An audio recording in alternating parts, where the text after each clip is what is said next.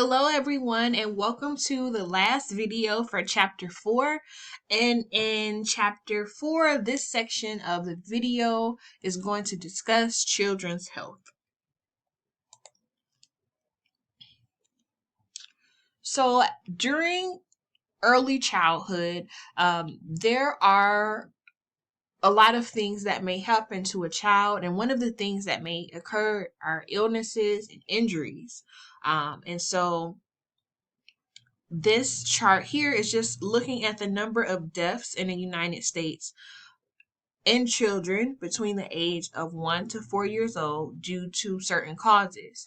And so my question to you all is, looking at this chart, what is the leading cause of death of children in the United States that are 1 to 4 years of age? If you look at the chart here, you can see all the way at the top, unintentional injury is by far the major leading cause of death in children in the United States from 1 to 4 years old.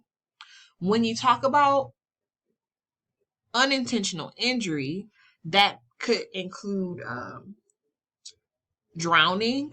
It can include burning. So children may have been caught in a house fire, falling down, and even poisoning would be example of unintentional injury. Also, another portion or another example of unintentional injury could be a car accident. Unintentional injury is the leading cause of death in children from 1 to 4 years of age.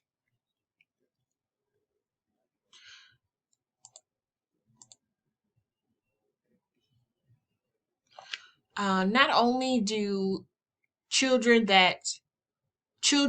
are usually just more accident prone in general, and have a lot of issues. That's why you need the parents' guidance. But there is another portion of the population of children that's not really talked about, which is looking at young children and adolescents that live in poverty. And so the UNICEF, which stands for the United Nations International Children's Fund. And what they do is really focus on young children and adolescents that live in poverty.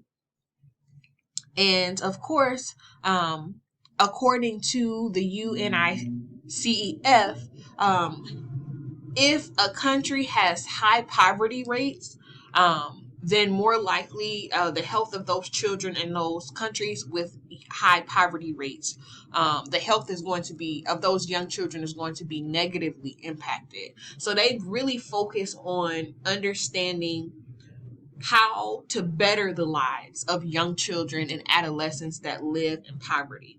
And they came up with some factors that linked children under 5 to dying younger, and children that live in poverty.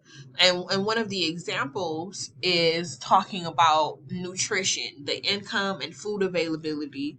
Of course, with food availability comes nutrition, and that's what we're going to really get into in the next slide.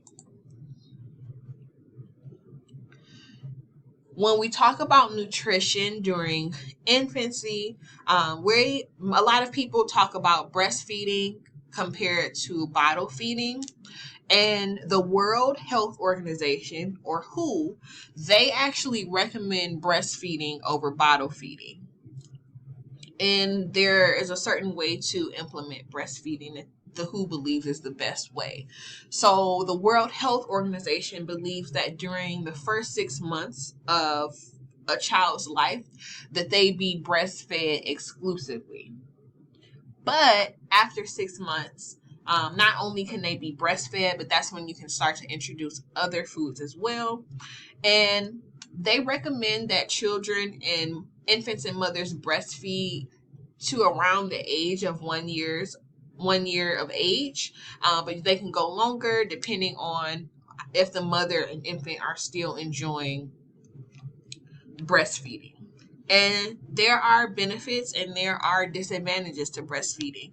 And next we're going to talk about the advantages. And not only are there advantages for the infant, but there are advantages for the mom. So the first thing that we're going to discuss are advantages for the infant. Obviously, the breast milk is sterile and it's the correct temperature at all times, so you do not have to warm up breast milk as it comes out of the mother's breast. It is great for a child to just drink directly from the mother's breast. Breastfeeding also helps to protect infants from diseases, and is really interesting because as children get sick, for example, then the mother's breast milk will change, and it can change in color and then change in the compound because they're going to put the mother's body automatically knows to add more nutrients of what the child may need while it's sick. So it's able to the breast milk is able to adjust depending on the needs of the child, which, for example, the breast milk would change if a child is sick. And it's also easily digestible by children, and it also increases bonding or physical contact between the mother and the child. There are also advantages for mothers. One of the ones that I really would care about is that it assists in it requires no preparation. So during the mom's time as becoming a new mom, it can be it's a lot of time spent on, making sure the baby is fed, making sure the baby is clean, making sure the baby's clothes are washed, changing the diaper. And so this helps moms because there's no preparation, which means there's less time preparing and more time bonding with the child. Additionally, it promotes faster healing. So, for example, if a mother has to have a C-section, that would help with the healing for the mom. And it also assists in the mother's weight loss.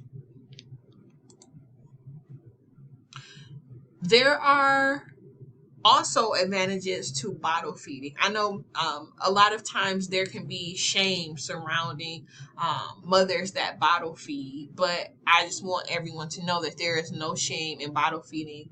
Mothers may just not choose to breastfeed, or they're not able to, and that's totally fine. But you're still a mom, and you're still allowing your child to get the nutrients that they need through bottle feeding. So I applaud you, moms that breastfeed and bottle feed. There are advantages to bottle feeding.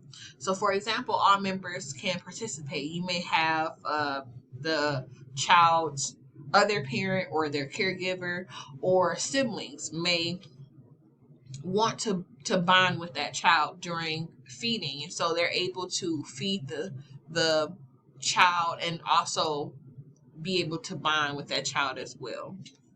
And also during bottle feeding, babies don't need to be fed as often.